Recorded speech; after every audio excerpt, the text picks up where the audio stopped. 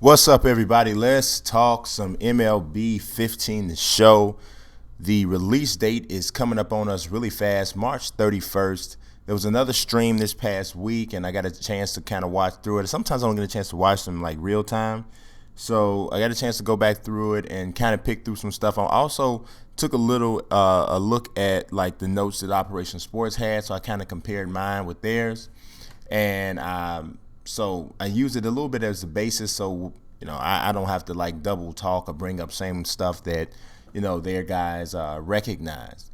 But one of the things that I really liked was the condensed the condensed menus. I really thought that was a really good just from a presentation thing. Sometimes menus or the functionality of menus can really be underrated. It's really an important thing, but you don't realize it because when you look at a game before it comes out, you're looking at the graphics, you're looking at people are talking about gameplay, which are obviously very important. But the being able to navigate through menus without some sort of issue is important, and that's kind of been an issue with this show for a while. So one thing that was pointed out is that you can now play or sim games directly from the main franchise menu. So you don't got to go through the season calendar to find the game and all of that. You can just go right there. That's something right there. You also have league updates that are constantly rotating. You can pick how deeply you want to look into one. So if you want to, if the home run leaders flashes by and they just show like the guy who's leading or the top two or three, you can click on it and then go through the full stat look or whatever.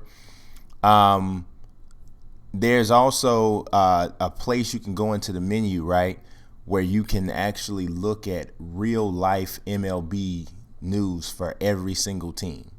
Or you can look at it in general at the MLB.com news stream, which I thought that was really cool. It didn't really show us that in the stream, but they showed us the screen, but it didn't show us any news because at that point all of the teams are grayed out because they don't have like spring training news or whatever. But I thought that was really dope. So I like that. Loading times was about 21 seconds. It was printed on Operation Sports. I didn't count myself, but it was very manageable. It was a very manageable time. So I think we may be able to kind of depend on it being 21 seconds or around something in that neighborhood.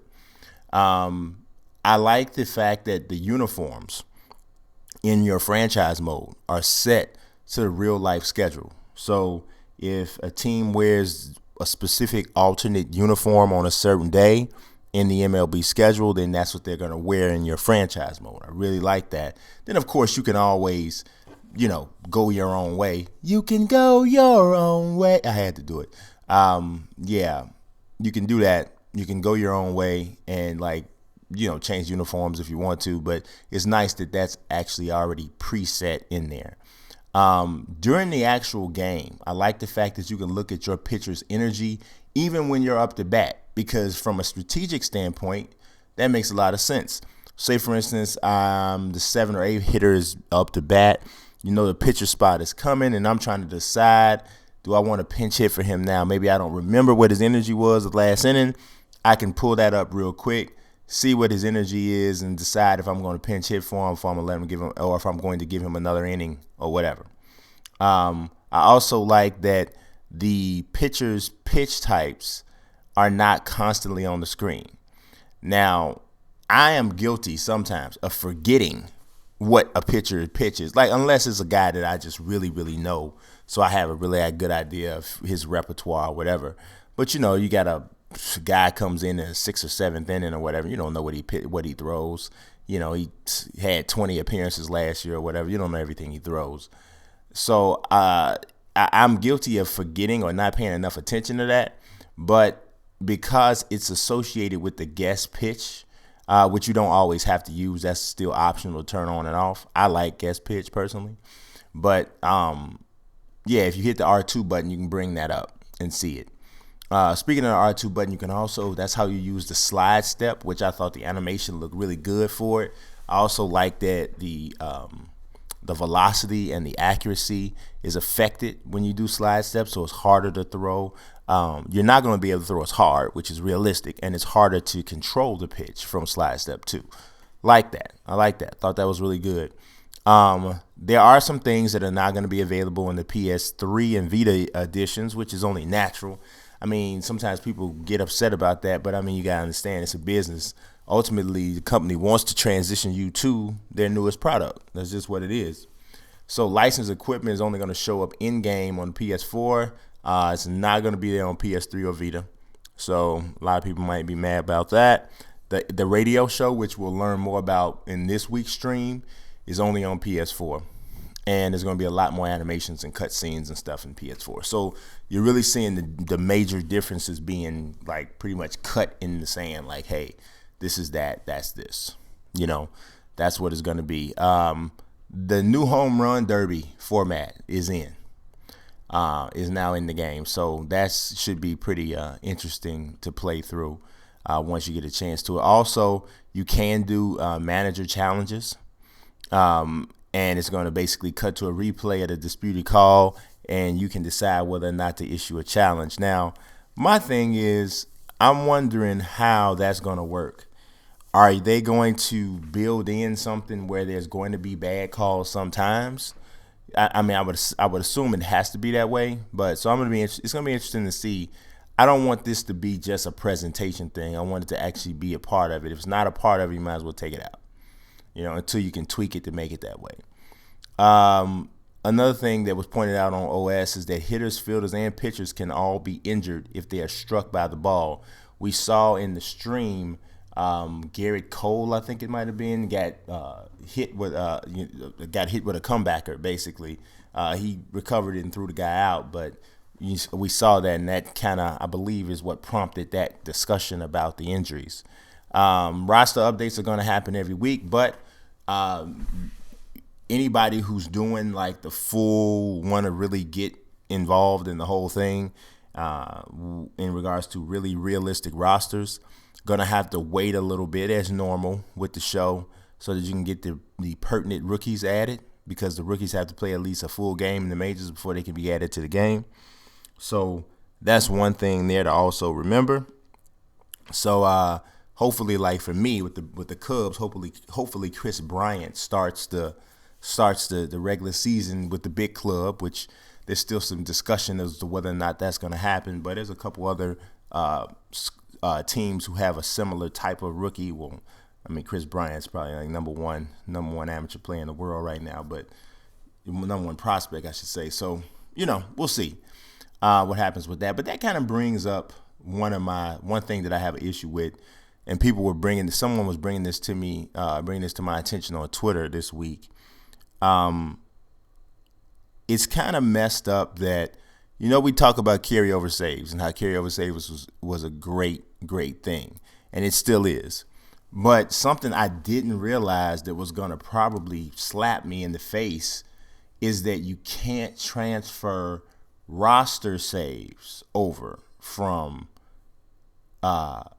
last year's version to this year's version. If that's, and I need to make sure I got that right. I'm going to reach out to someone at Sony when I get an opportunity. Is it that you can't transfer roster saves over from PS3 to PS4, or that you can't transfer roster saves over from MLB Show 14 to MLB Show 15? That's what I'm wondering. I'm wondering if that's the case. If it's the former, I can deal with that. If it's the latter, that's kind of rough, because you allow people to make rosters and to do that sort of thing. But, you know, and it takes a while to make a roster, you know, but that's functionality that the game allows you to do. Allows you to make rosters and share them. So, you spend a lot of time making a roster, building a base roster, but then the next year it's not usable anymore. And obviously most games have that situation, but the show has taken the step to do carryover saves. So why are we leaving out roster files, which are almost or probably just as much of an investment of time as a franchise mode or a road to the show is, if you really, you know, put your foot into it the way I like to. So that's something that's interesting. I'm hoping to get some answers about that. But from a presentation standpoint, there's the night games have a little bit more distinction to them in regards to depending on what ballpark and what city you're in, what time of day or what time of the year it is. So it's not every sky isn't just this straight black abyss. You have some different coloration there, so that adds to realism. You got a lot more post-pitch replays. Not every player is going to get a walk-up. The commentary, I'm going to talk about that, though. The commentary in franchise mode says they're going to talk about your last 8 to 10 games, plus it'll discuss how well your team's doing in season standings. Now, I see that, and I could hear that there was a few more new commentary lines, but the nitpick that I would say is that there's still no conversational value between the announcers.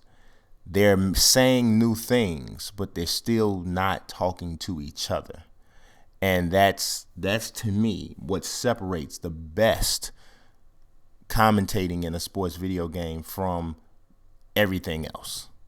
So I think from what I've heard so far, I could be wrong. I have to hear a little bit more going forward. But from what I've heard, the show looks like it's taking it to the point where this is the best that you'll see or hear, I should say, in a sports commentary system that doesn't have conversational value.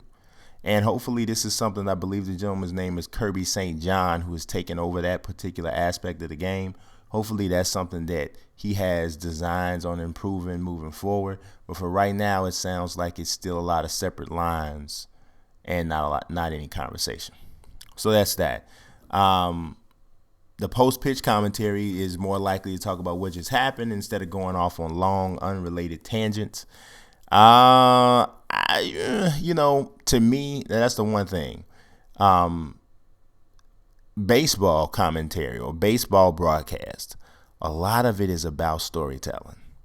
And if it's not like a game where you're in this pulse-pounding, intense moment, a lot of times the baseball announcers do just start talking about stuff. I mean, it's loosely related to what's going on, and I think that's pretty cool. So in baseball, I don't really think that's a problem. It's different than other sports because it is that sit-down conversation type of a game. So, but that's just me. Let's see. And with the licensed apparel, all of the players in the major leagues, for the most part, are going to wear licensed apparel, unless, of course, they wear something that is not, the license is not included in this game, which, of course, in that situation, they wear generic stuff. They get new home run swings and home run celebrations. The players emote through the face and through body language more.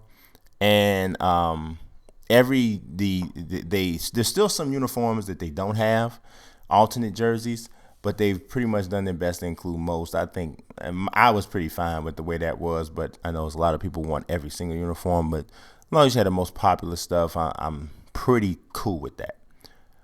So that's it. That's all I got for this recap of that stream. Still excited about the game. There's a couple things that I'm finding out that I'm like, I don't know. A couple things I'm like, yeah, great. So I don't know. We'll see. Thinking a little bit more about even looking deeply into this Diamond Dynasty thing, because I like the things that they've done with that. We kind of talked about that a little bit last week. But just making Diamond Dynasty just easier to get into, pulling you into it by building your team for you by playing other modes, and you kind of seeing it going on the side, and you're like, I want to play with that. Or I think I want to go in and jump in and use that team that's being built for me, so to speak, on the side. So I'm liking what they're doing with that. Can't wait to get a hands-on preview of it. Hopefully I can get that done within the next 2 to 3 weeks. I don't know. We'll see what happens. But that's all I got. I appreciate you guys watching. Peace and God bless.